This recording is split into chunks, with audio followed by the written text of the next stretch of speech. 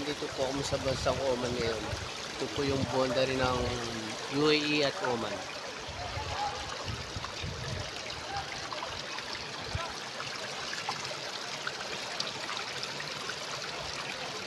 Doon yung naliligo at napakasarap ng tubig dito, warm. Ang panahon ngayon dito ay taglamig siya.